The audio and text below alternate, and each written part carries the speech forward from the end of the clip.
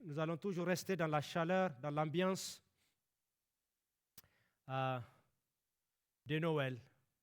Nous allons lire du verset 1 au verset 12.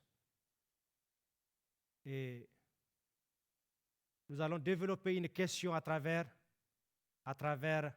ces versets que nous allons lire.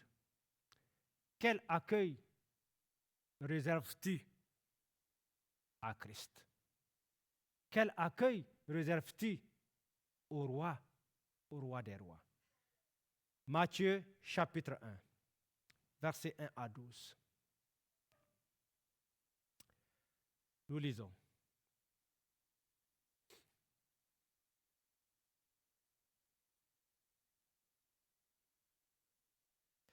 Verset 1. Jésus est né à Bethléem en Judée au temps du roi Hérode. Voici des mages arrivèrent à Jérusalem et dirent: où est le roi des Juifs qui vient de naître? Car nous avons vu son étoile en Orient et nous sommes venus pour l'adorer. Le roi Hérode ayant appris cela fut troublé et tout Jérusalem avec lui. Il assembla tous les principaux sacrificateurs et les scribes du peuple et il s'informa auprès d'eux où devait naître le Christ. Ils lui dirent: à Bethléem, en Judée, car voici ce qui a été écrit par le prophète. Et toi, Bethléem, terre de Juda, tu n'es certes pas la moindre entre les principales villes de Juda, car de toi sortira un chef qui paîtra Israël, mon peuple. Alors, le roi fit appeler en secret les mages et s'enquit soigneusement auprès d'eux depuis combien de temps l'étoile brillait. Puis il les envoya à Bethléem en disant: allez et prenez des informations exactes sur le petit enfant. Quand vous l'aurez trouvé, faites-le moi savoir, afin que j'aille aussi moi-même l'adorer. Après avoir entendu le roi, ils partirent. Et voici, l'étoile qu'ils avaient vue en Orient marchait devant eux jusqu'à ce qu'étant arrivée au-dessus du lieu où était le petit enfant, elle s'arrêta. Quand ils aperçurent l'étoile, ils furent saisis d'une grande joie. Ils entrèrent dans la maison, virent le petit enfant avec Marie, sa mère, se prosternèrent et l'adorèrent. Ils ouvrirent ensuite leurs trésors et lui offrirent en présent de l'or, de l'encens et de la myrrhe. Et verset 12, puis, divinement avertis en songe de ne pas retourner vers Hérode, ils regagnèrent leur pays par un autre chemin. Que Dieu bénisse sa parole dans nos vies encore aujourd'hui. Quel accueil réserves-tu à Christ? Noël est censé nous rappeler que le Sauveur, le roi des rois, est né. Et la question se pose: quel accueil lui est-il réservé? Et hier, comme aujourd'hui, la venue de l'enfant extraordinaire a eu des réactions, a eu des réponses. Face à la venue de Christ, du Dieu qui s'incarne pour venir nous sauver, on peut remarquer dans notre texte quatre réactions. La peur, l'indifférence, le rejet et l'adoration. Mais avant de détailler ces différentes réactions, regardons le verset 1. Il a dit: Jésus est né à Bethléem, en Judée, au temps du roi d'Hérode. voici des mages d'Orient arrivèrent à Jérusalem.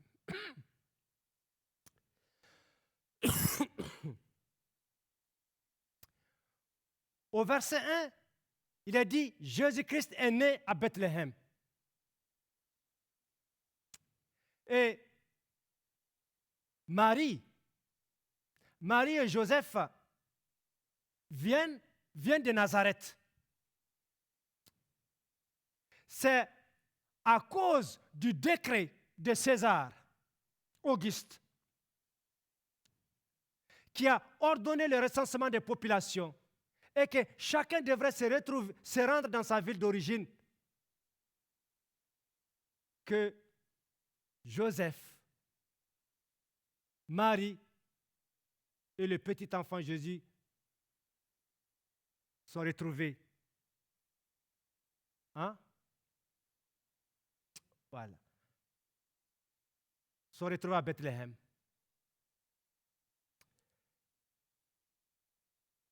Donc,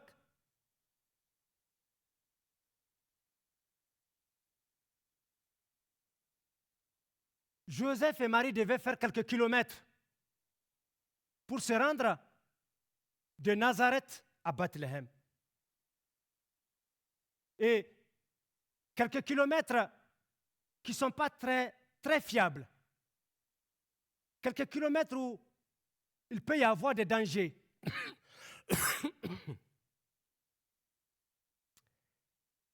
Et c'était au temps du roi Hérode que cette naissance a eu lieu. 800 ans de prophétie viennent de se réaliser. Si vous lisez Michée chapitre 5, le verset 1, il est dit, « Et toi, Bethléem Ephrata, petite entre les milliers de Juda, de toi sortira pour moi celui qui dominera sur Israël et dont l'origine remonte au temps ancien, au jour de l'éternité. » Vous voyez, Jésus naît à Bethléem. Ce n'est pas la volonté de Marie et de Joseph, mais c'est la providence souveraine de Dieu qui a accompli la prophétie.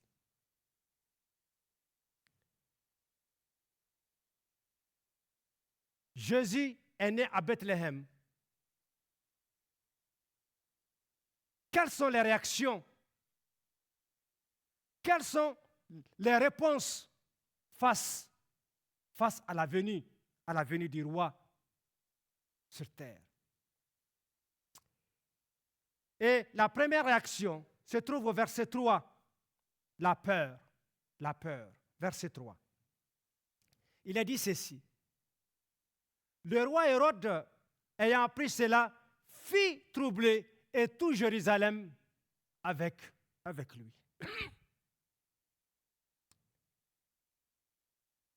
Un roi n'est pas content face à la naissance de Jésus. Il s'inquiète. La peur le saisit. Hérode avait peur quand il entend que le roi des Juifs est né. Pourquoi est-il troublé? Pourquoi? Peut-être qu'il sentait qu'il pouvait être détrôné.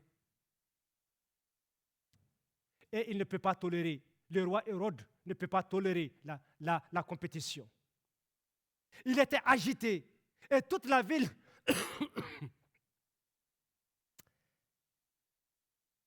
car elle craignait la colère de Dieu.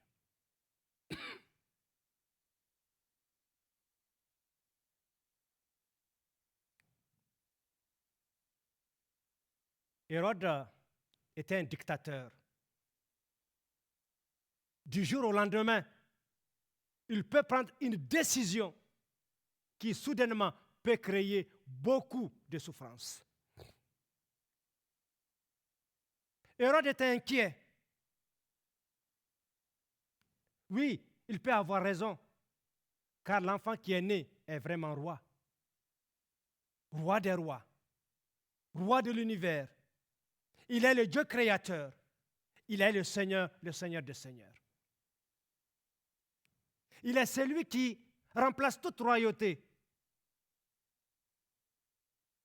ou qui doit remplacer toute royauté aussi.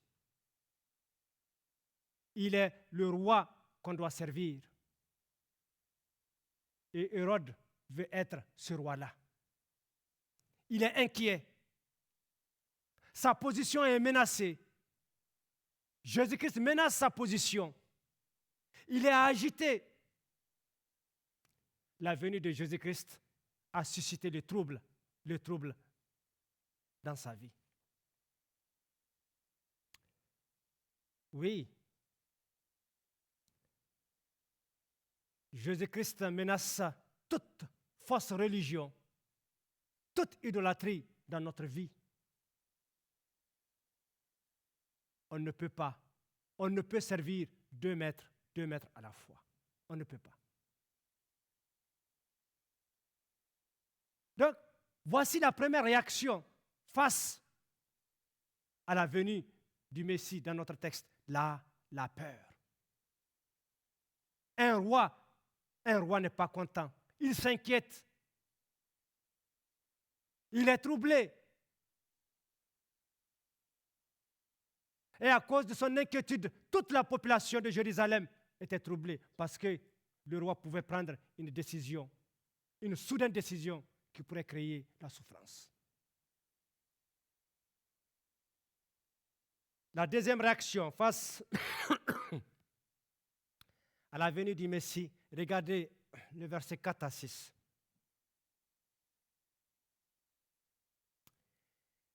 Il assembla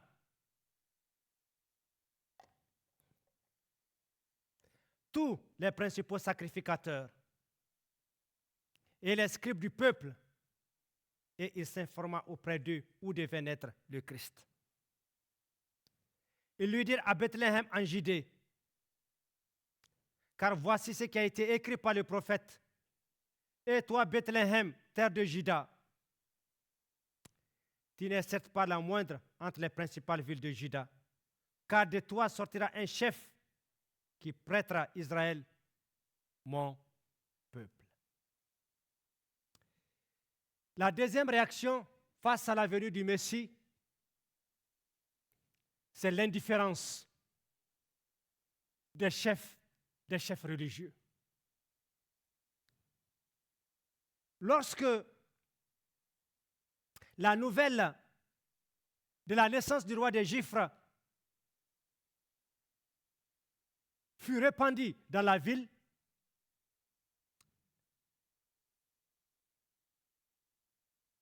Hérode, inquiété, il assembla les prêtres, les scribes sont consultés. En d'autres termes, Hérode rassemble les leaders religieux, les notables de la ville, les juristes du peuple, avec une question. Où doit naître le roi des Juifs?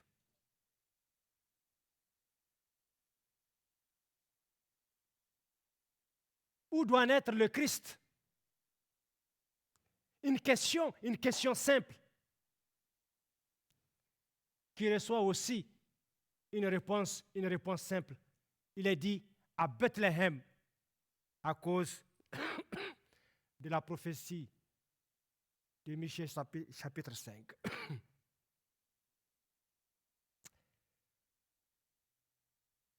Et ce qui est bizarre,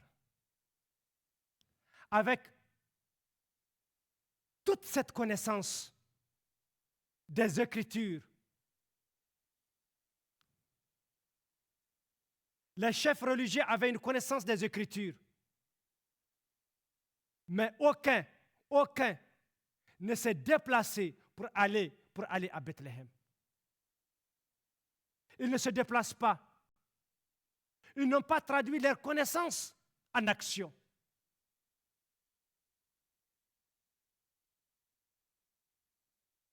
Ils ont des informations sur Dieu, mais ça n'a pas transformé leur vie. Aucune adoration, aucune admiration, aucun émerveillement.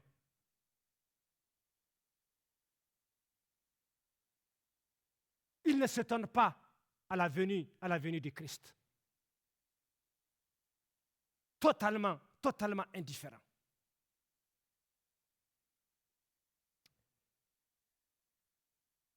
Et cela nous amène à la troisième réaction, le rejet. Versets 7 à 8.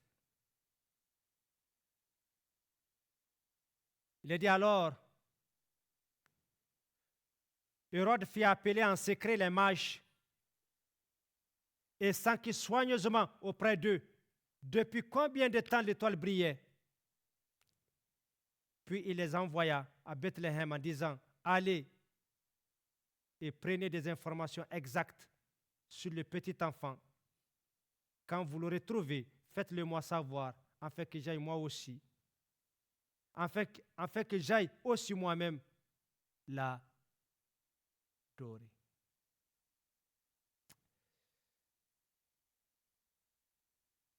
Le roi Hérode, après avoir consulté les chefs religieux, les notables de la ville, les juristes du peuple,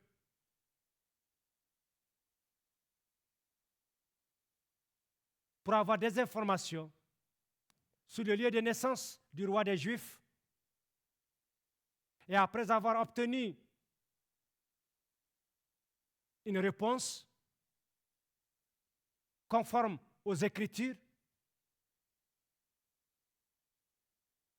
le roi Hérode rejette la décision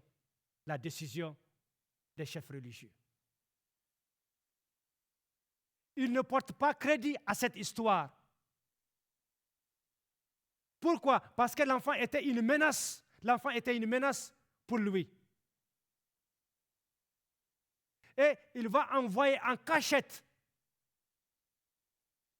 les mages qui ont propagé la nouvelle de la naissance du véritable roi des Juifs. Et dans un air hypocrite, il demande l'époque de l'apparition de l'étoile et aussi de les tenir informés du lieu où se trouve l'enfant. Comme ça, lui, il ira l'adorer. En réalité, l'intention d'Hérode, c'est de tuer le roi des Juifs, le petit enfant qui vient de naître. Il voulait écraser toute compétition. Il voulait écraser toute compétition.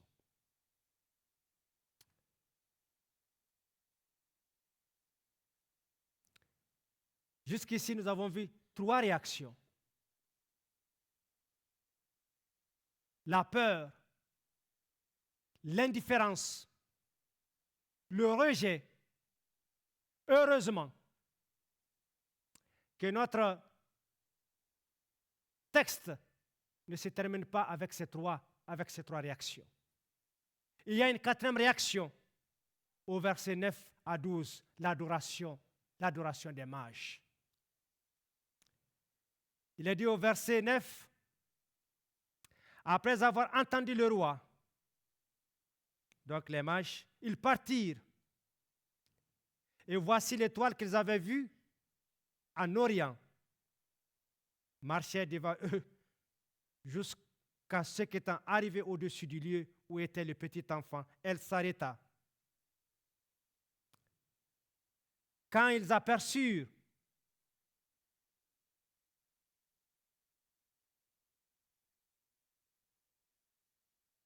l'étoile, ils furent saisis d'une grande joie. Ils entrèrent dans la maison, virent le petit enfant avec Marie, sa mère, se prosternèrent et l'adorèrent. Ils ouvrirent ensuite leur trésor et lui offrirent en présent de l'or, de l'encens et de la myrrhe. Puis, divinement avertis en songe, de ne pas retourner vers Hérode, ils regagnaient leur pays par un autre chemin. Dans ces versets, nous avons une note positive.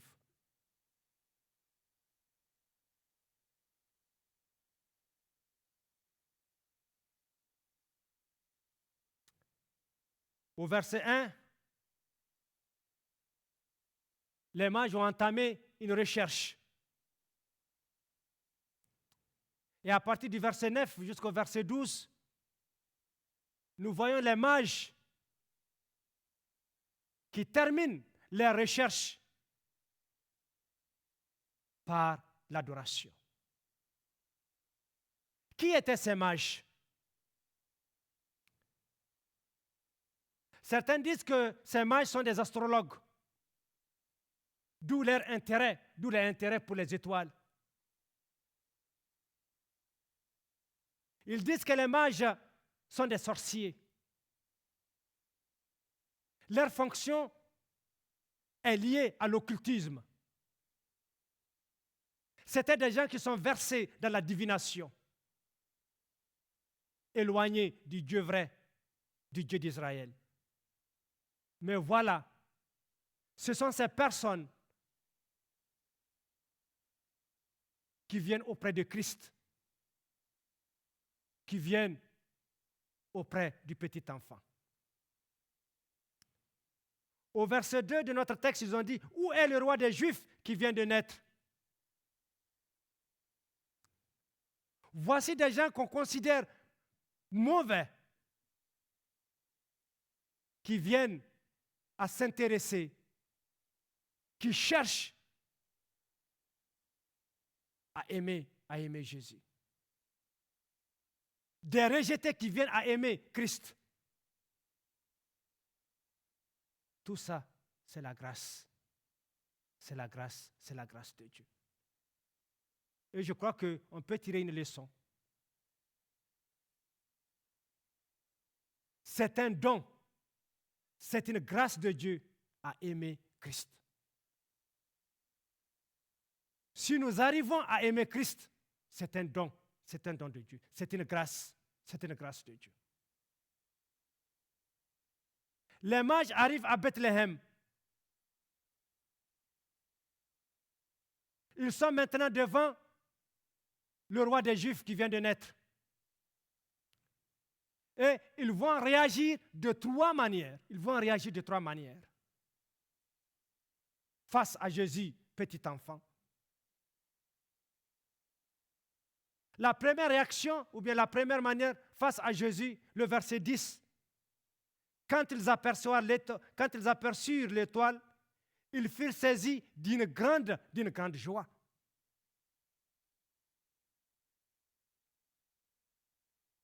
Ils éprouvent, face à la naissance du Messie, du roi des rois, les mages éprouvent une grande joie. Ils sont émerveillés du Dieu devenu homme. Ils sont émerveillés du homme Dieu. C'est extraordinaire. Un Dieu infini, un Dieu éternel a décidé de s'associer à notre humanité pour toute l'éternité. Jésus-Christ est Dieu homme, homme Dieu. On doit vraiment être dans la joie. On doit être vraiment dans la crainte.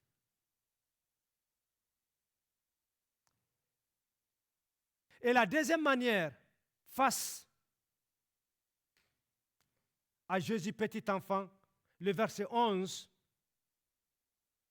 ils entraient dans la maison. Ils virent le petit enfant avec Marie, sa mère, se prosternèrent et l'adorèrent. Ils ouvrirent ensuite leurs trésors et lui offrirent en présent, en présent de l'or, de l'encens et de la myrrhe. En réalité, la partie B du verset 11, il est dit, ils offrent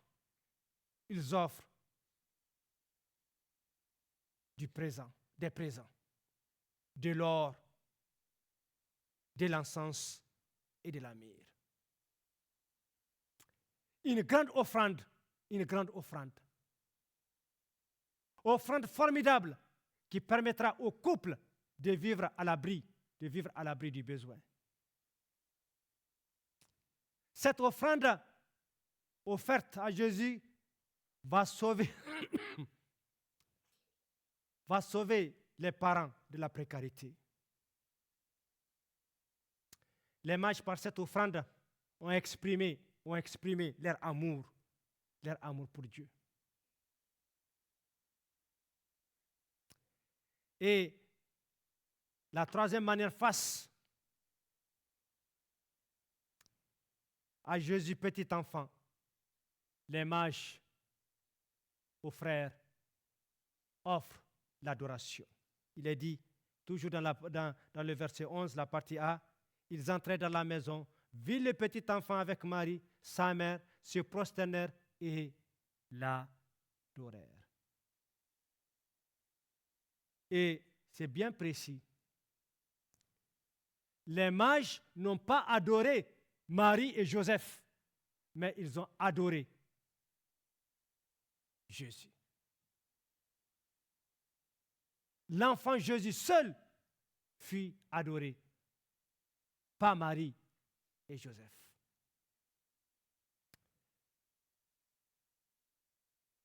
Je crois que dans la réaction des mages face à Jésus petit enfant, nous pouvons aussi tirer une leçon pour nous-mêmes. Une véritable connexion avec Jésus donne la joie.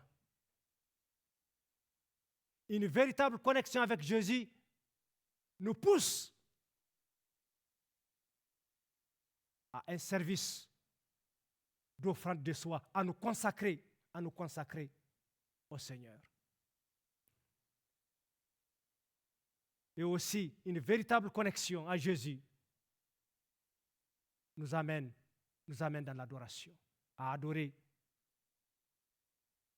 le roi des rois, le Seigneur des seigneurs. Et je crois que la joie, l'offrande de soi, l'adoration peuvent être vraiment des moyens pour voir est-ce que nous sommes vraiment en une véritable connexion avec le Seigneur Jésus.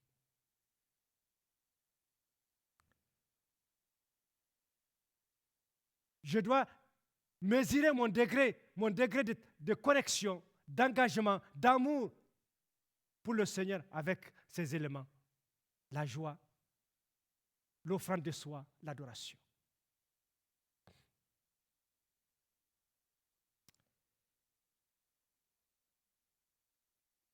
Et je vais terminer avec cette question. Quelle est ta réaction vis-à-vis de Jésus-Christ?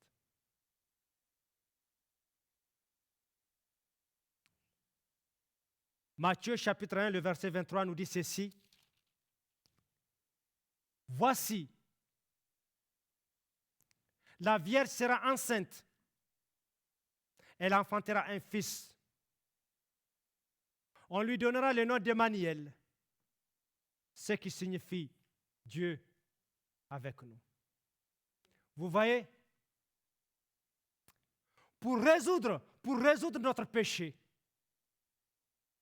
Dieu est devenu homme en Jésus-Christ.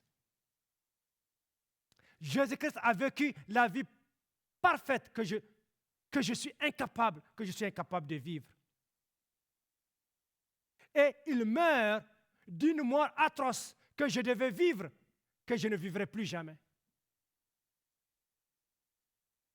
Et il est ressuscité pour une résurrection que je ne dois pas vivre, mais que je vivrai. Quelle grâce! Quelle grâce Jésus-Christ nous a donné. Et je crois que avec ça, on peut être vraiment dans l'adoration. On peut être dans l'amour dans l'amour du Sauveur. Avec cette grâce, je crois qu'on peut faire un don de soi pour notre Maître, nous engager pour notre Maître. Oui, un jour, nous verrons Jésus-Christ.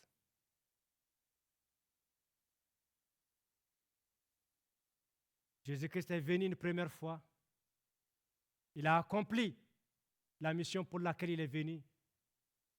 Sauver l'humanité pour ceux qui croient en lui. Mais il reviendra une seconde fois.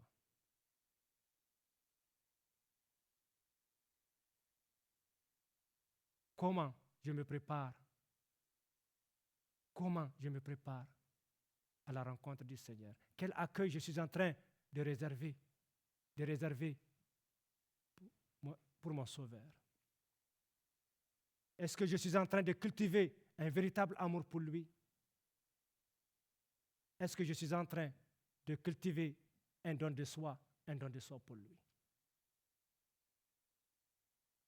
Préparons-nous à la rencontre du Sauveur. Jésus-Christ reviendra un jour. Merci pour